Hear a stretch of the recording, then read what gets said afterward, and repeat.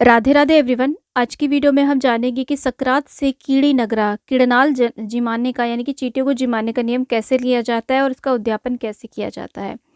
देखिए, ये जो नियम है सक्रात यानी कि मकर संक्रांति के दिन से उठाया जाता है और अगली सक्रात तक पूरा 1 साल इस नियम को निभाया जाता है। तो आप चाहें तो रोज चींटियों को जिमा सकते हैं, जैसा भी आप संकल्प लेना चाहें पहली सक्रात को ले सकते हैं। सुबह के समय मंदिर के सामने पूजा स्थल पे आप आ जाएं और वहाँ पर आप अपना संकल्प ले सकते हैं। रोज़ जिमाने का ले सकते हैं, रोज़ नहीं जिमा सकते हैं तो आप सप्ताह में 1 दिन भी अगर शनिवार हो तो बहुत अच्छा है, क्योंकि शनिवार के दिन चींटियाँ जिमाना बहुत ही शुभ माना जाता है। तो शनिवार का दिन चूज़ कर सकते हैं या फिर जो भी दिन आपको सूट करे वो भी कर सकते हैं। इसी के साथ में देखिए 40 दिन का भी आप संकल्प ले सकते हैं, 6 महीने का भी ले सकते हैं। जो भी आपकी सुविधा हो उसके अनुसार आप संकल्प ले सकते हैं।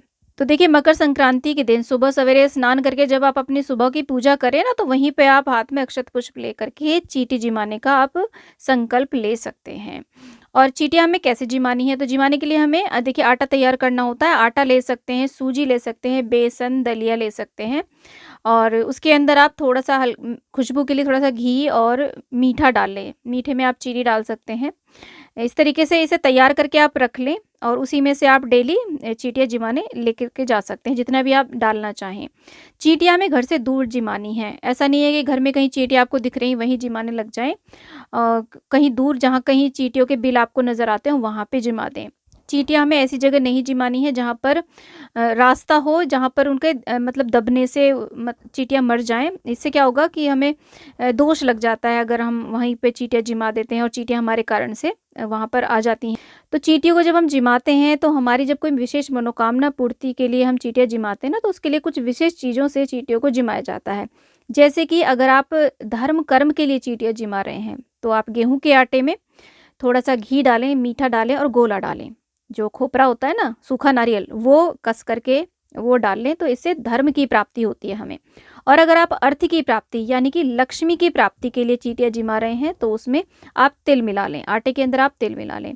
और अगर अच्छे स्वास्थ्य के लिए, रोगों से मुक्ति के लिए आप चींटियाँ जिमा रहे हैं तो 7 अनाज से हमें चींटियों को जिमाना चाहिए। यानी कि 7 अनाज कोई भी आप ले लें, उनको पिसवा लें, उसका आटा बनवा लें, उससे आप चींटियों को अगर जिमाते हैं तो इससे हमें अच्छे स्वास्थ्य की प्राप्ति होती है।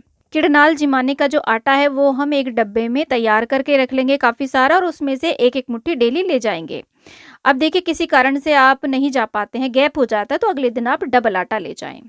और हमें अपनी फिंगर से बुरकना होता है आटा। जहाँ कहीं भी चींटियों के बिल बने हुए हों, छेद बने हुए हों, वहाँ पर अपनी फिंगर्स से वो आटा बुरकना होता है और बहुत ही सावधानी से, ताकि हमारे कारण से कोई भी चींटी दबे ना। तो पैर बचा के हमें चींटियों को अच्छे से जिमाना होता है। पीरियड आदि है तो इसमें पीरियड का कोई विचार नहीं किया जाता, पीरियड में भी चींटियाँ जिमा सकते हैं। चींटी जिमाने का नियम कोई भी ले सकता है, बच्चे, बड़े, बूढ़े, स्त्री पुरुष, कोई भी चींटी जिमाने का नियम ले सकता है।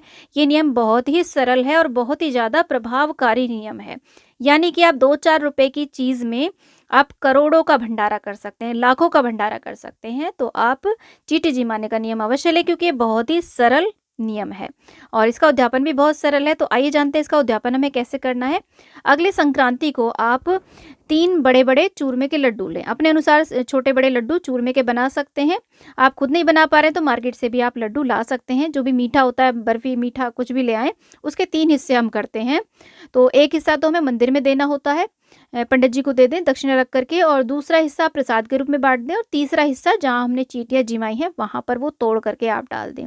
तो ये बहुत ही सरल विधि से उद्यापन हो जाता है। जब आप उद्यापन करें तो ये जो सामग्री है ना सारी रख करके इसको जल वार के आप मिनस ज़रूर दें, और जहाँ कहीं भी आपने चींटियाँ जिमाई है ना वहाँ पर भी थोड़ा सा जल छिटक दें चींटियों को बचाते हुए। तो ऐसे में उद्यापन करना होता है। बहुत ही सरल नियम है और बहुत ही प्रभावशाली ये नियम है, तो इसे जरूर सभी को करना चाहिए। चींटियाँ जिमाते समय ये दोहा बोला जाता है, काली कल जोगनी में नगरा सींचू तेरा, तू कर निस्तारा मेरा, तेरी नगरी है अपार, तू करियो बेड़ा पार। तो ये दोहा भी आप बोल सकते हैं। फ्रेंड्स, वीडियो यदि आपको थोड़ा सा भी पसंद आया है, यूजफुल लगा है, तो प्लीज़ वीडियो को लाइक, शेयर एंड चैनल को जरूर सब्सक्राइब करना और कॉमेंट बॉक्स में राधे राधे अवश्य लिखना। फ्रेंड्स, राधे राधे।